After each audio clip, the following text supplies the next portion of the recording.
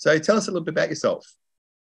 Right. Well, I'm a proud Dutch Aussie and I live in the Sunraysia region. These are the beautiful red cliffs behind me. I am a relief early childhood educator and early childhood teacher in most of the Sunraysia kindergartens. And on Thursday and Fridays, I'm a trainer assessor for One World for Children, and I support many educators to become qualified either in their certificate or in their diplomas in many of the early childhood centres in the Sunraysia region. Cool. And how long have you been doing that for? I've been a trainer assessor for 1.5 years, and I've been an educator for over 20 years. Did you study here early childhood, or did you study back at home before you came to Australia? I studied in the Netherlands, in Amsterdam, Montessori teacher training. And then I studied at Melbourne University, and then I did online studying, and I've just finished the La Trobe University studies as a teacher too. So a bit of everywhere. Well, thank you. Hi guys, welcome to one of our videos again. Today I'm talking to Maaike, who's one of our reconciliation ambassadors. So hi Maaike. G'day, AJ. Good to see you. Good to see you too. What does Australia Day mean to you? Well, I'm a migrant myself into Australia, and in 2007 I became an Australian on Australia Day. And so it's quite significant for me because it means to me that I'm feeling belonging as an Australian and a Dutch person. But over that time since then, I have learned a lot about and understand about the truth and truth telling.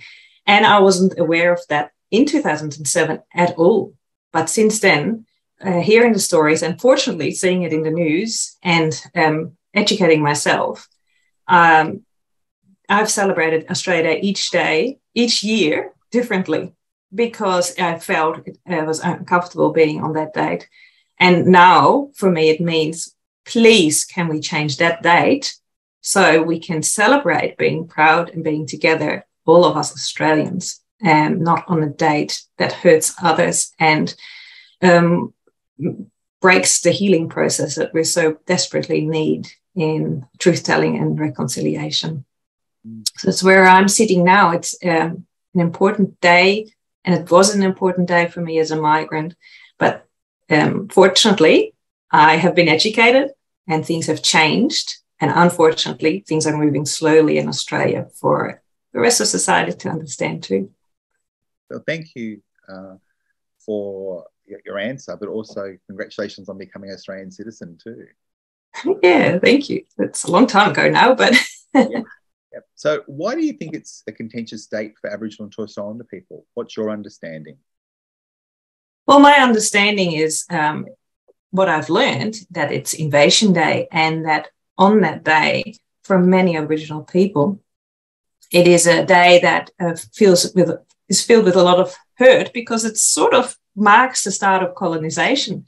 And colonisation has caused so much hurt to Aboriginal people that I think that if we celebrate that day on that date, which represents for so many people that start of white Australia, that why should we be hurting the First Peoples by continuing to celebrate on that day? So I think that's why it's contentious, because it's actually increasing so much hurt. Question, what are ways in which early childhood educators could educate staff or kids about the true histories of First Nations people of Australia?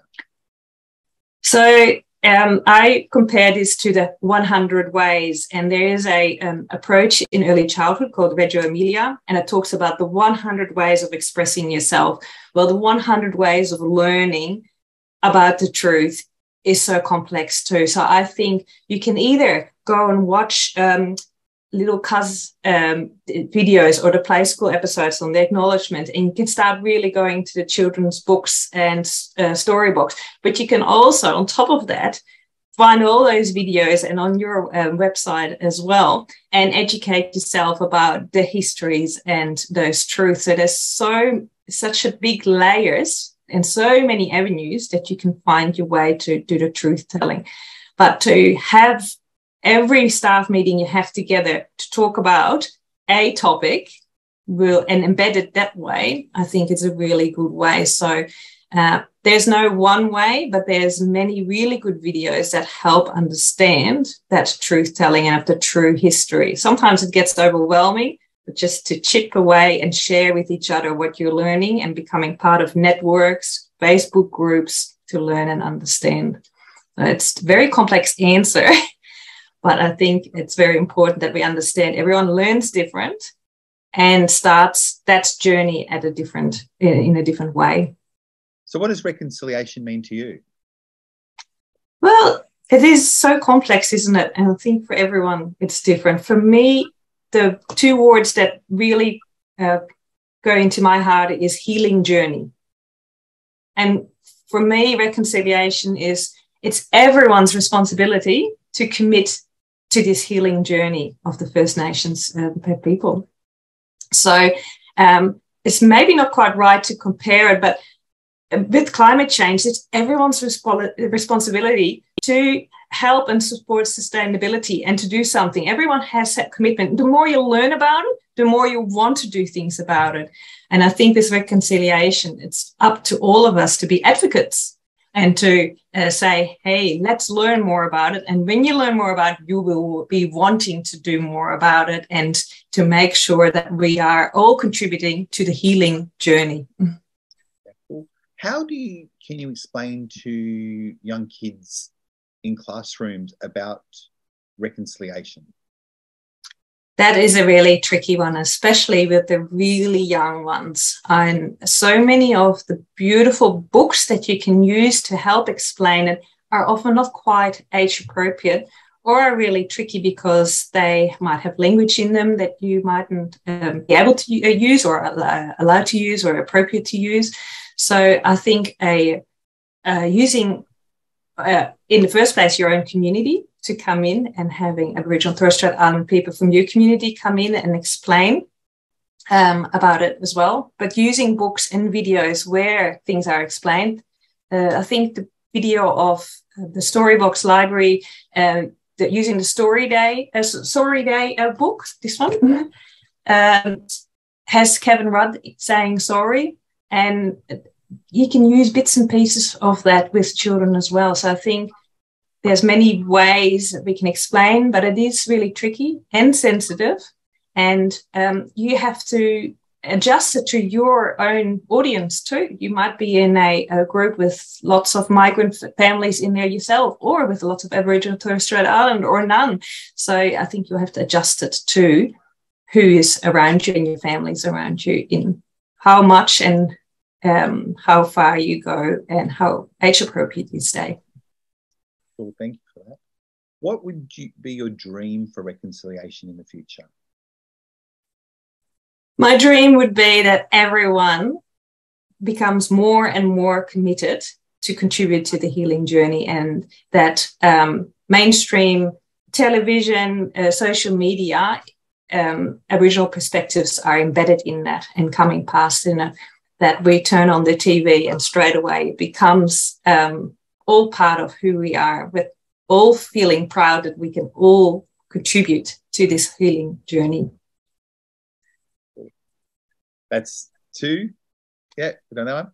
So topic 3 is about understanding cultural perspectives. Okay. So question, where are some places that early childhood educators could go to start educating themselves about Aboriginal and Torres Strait Islander history and the contemporary issues? I find that on your website is a really good one. And of course, the AGECS webinars are a really good one to find which organizations are out there, and then also finding out what is those backgrounds and getting some more resources. Finding out about how to do things within early childhood.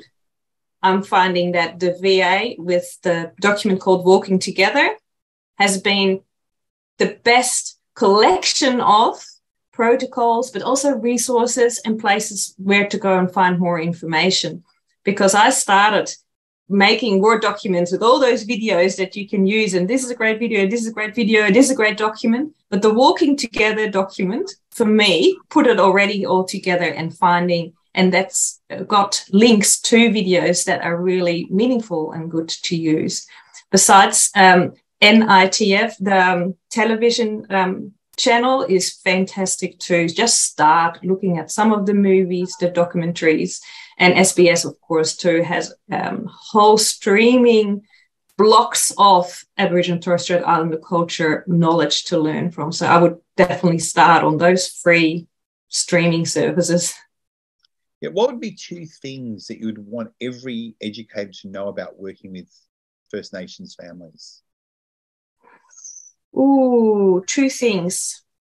When you work with, I think, always see yourself as a learner, but also the respect of knowing that not everyone knows what mob they're from and how much of Aboriginal culture they know themselves. And I've had experiences with that too, where I'm going, oh, it's so great you're here, and not knowing that that person has very little and has so much hurt and little knowledge of which mob they're from and from their culture, and to be really sensitive about that. I think, yeah, being sensitive about when you talk about with families about how much background knowledge they have, but also always be a learner because you never stop learning from people. Bit of a question. When did you first start to learn about Aboriginal history? Yeah, I was trying to rack my brain because what I said, in 2007, when I became an Australian citizen, I knew very little. And before I migrated to Australia, I knew really hardly anything. I knew that the word Aboriginal was for First Nation person.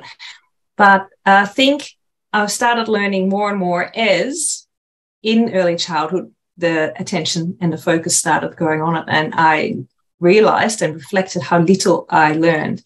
And once you learn more, you can't stop and want to learn more and more. And you feel that commitment and duty of, I need to learn more because this is really, really important. So what do you believe is the major barrier to early childhood educators incorporating Indigenous perspectives into curriculum? I think most people answer time. Time and time again. People are running out of time. And at the moment, lots of people see early childhood in crisis, and people are trying to keep their head afloat. So there has to be a QIP, there has to be child safe standards, and someone's trying to throw a rep at me. What are you talking about? It's too much. The workload is huge. And people that haven't started the journey about their understanding and knowledge about the true histories, I don't see the reason why is this important. So the biggest barrier is people's only just starting at their journey, and the workload is already far above them. They can't fit that in. Those 2 are the major barriers in my view. Yeah. What do you think are the barriers for early childhood educators in teaching Aboriginal kids? Yes, that's complex too. And unfortunately, you've addressed this in the previous webinars really well. And I'd recommend anyone to watch all of those because that addresses those difficulties so well in finding the confidence to ask questions. Keep asking questions. That was a really good one that came out of it. So I think that getting the confidence, keeping asking questions and saying it's okay to make mistakes because sometimes we do get it wrong. Another thing could be that people indeed haven't learned much, so they don't feel the necessity to bring these things into the classroom. So I think it's really important that we start pushing. Learning and understanding is important, and then how can we do it in the classroom? There's so many resources that will help you, and then to just do it. And if you make a mistake, that's okay. Yeah, I think that's a good point. If you make a mistake, it's okay. I think people are scared to make the mistake, but you're saying it's okay to make that mistake. Yes, it's okay. And we make mistakes in so many other areas of our early childhood teaching and practice. And it's okay to reflect on that and learn from it and ask, hey, I did this way. Is it okay or not okay? Hey, I've used this language. I didn't ask permission. Was it okay? Can I get permission to use these words that are local, and so on? Yeah. Where or what are some of the ways in which early childhood educators could start their journey on knowing more about Indigenous ways of doing things that they could incorporate? And what did you do? Yes, and again, I think it's that 100 ways of doing it by actually finding resources like the Play School episode of the acknowledgement, the little cuz, what is little J? I keep getting the name wrong. It's a really good, you can just play an episode and learn together from it. You can put the songs on and learn where they're from. You can put books on, books read by Aboriginal Torres Strait Island people, Storybox Library. Just using the resources and putting it on is part of the learning journey. But on top of that is learning and finding those documents like the Marong framework and the Walking Together one, the cultural protocols documents. Once you sift yourself through them, you get so many tips and ideas of how you could do things and how not to do things and what is a welcome compared to an acknowledgement. They are over and over in those documents. So I would definitely look at them. But then also just putting on music from Jessica Mauboy or Troy Cosideli or Gurumul and incorporating those, surrounding yourself. And that's what I did. I started buying a whole heap of books and just tried them out and using them. And I put on some music and I bought artwork and talked about the artwork. And so talking about an acknowledgement with children and feeling and what do we feel like, what is the word custodian, and having those discussions. So by surrounding yourself with all these little activities, the conversations start and you start being more and more comfortable with what you're doing and having that confidence. Thank you for that. I really like that. But I actually a different question now. What would be something that you would recommend people not to do? Not to do. There's one document out by the Department of Education with lots of product art, and that says you grab a child's hand and you paint an Aboriginal flag on there, and then that's doing Aboriginal. And there's doing all these product art things. And unfortunately, it's even from the Department of Education. And I cringe every time I see that document, and I cringe every time that someone feels they need to hold someone's hand and do that and make sure it stays on properly, because imagine if it smudges. And that goes very much against what in early childhood we want to do, process art and not product art. Yes, let's talk about the colors and let children feel what paint feels like on their hand, but how can they smudge it or not smudge it and so on, and have that whole process instead of having to create an art piece. So don't do product art and don't do Aboriginal product art, but focus on the process and the conversation that goes with it. So what's been your journey about learning about Aboriginal and Torres Strait Islander culture and history? Yeah, I touched on that a little bit before. I think the first time I was really eye-opening was walking in the bush here and being on country and feeling country. I actually had a home birth and I had an Aboriginal person at the home birth with me, and that gave me a sort of a spiritual belonging to the country and for my children as well. And then finding about the sand dunes that we have, about the middens on the picture behind me on the red cliffs. There's so many middens. And to not just walk over the top of them, and all those little learnings for me opened that first book. And then within early childhood, when things became tokenistic and I could see people do dot paintings and so on, and learning about the dot painting myself and learning that most of them are from the Northern Territory. And then suddenly things started spiraling more and more.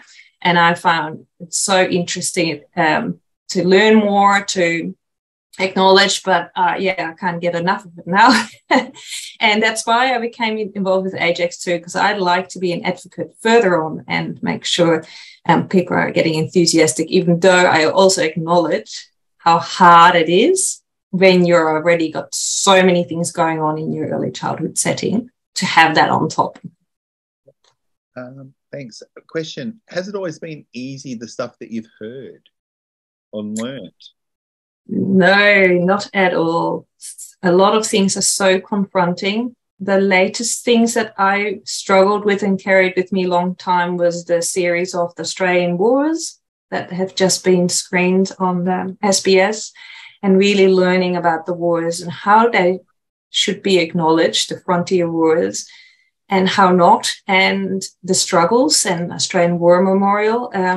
I think it's a really important discussion to have, but it's an eye-opener to see how many people died on both sides in those wars. And locally, with the many massacres around the Murray River, those are very uncomfortable truths and really make you very quiet and upset.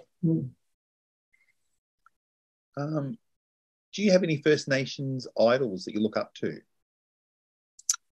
Well, people like Jessica Mauboy and Troy Casadale are probably way up there, but painters like Awut Namajira, absolutely fascinating too. And I'm so glad that we are learning so much more through mainstream television about people's biographies and histories to so that they can become idols. Final question, this little section here is, what tips and strategies would you offer early childhood educators who may have no idea where to even start their personal journey to reconciliations? So the Narangala website, Narangala, can you help me with that word? Narangala, yeah. Narangala website. I would start with that. And there's webinars through Narangala that are the best practical tips on how to start this journey. The 1 hour one about the reconciliation series is, for me, a big tip, and the Walking Together document. Well, I believe they're both on the AGECS website too. Have you had any experience on working on a reconciliation action plan? Only through some PDs and working with people through PDs. So I'm hoping that in Sunraysia I can inspire people and help people to form reconciliation action plan groups and work together as a region and pull together our resources. But yeah, I can't wait to be more involved with that in the future. Yeah, and you're currently a reconciliation ambassador for AGECS. Why did you apply to join AGECS as a reconciliation ambassador and join the RAP? Yes. Well, why do we have to have a RAP? Because we want to make sure we can make social change. And if you have extra time and can commit like I could, I would like to speak up and find out more, learn from each other, and be that advocate. So I feel very honoured that I've been chosen, and I hope that I can contribute, including doing these videos with sharing my knowledge and ideas too. Final question: what's one or two things you would like early childhood educators to know? It's okay to make mistakes, and there's a lot of fun to be had acknowledging the hurt that has been. So I think really we need to acknowledge the truth, but it means there's so many things we can do to support a healing journey. So go for it, make your mistakes and reflect on it. And then you've done another reflection. Thanks, Maaike, for joining us tonight. It was a pleasure to chat with you, and we'll hopefully see you soon. Thanks, AJ.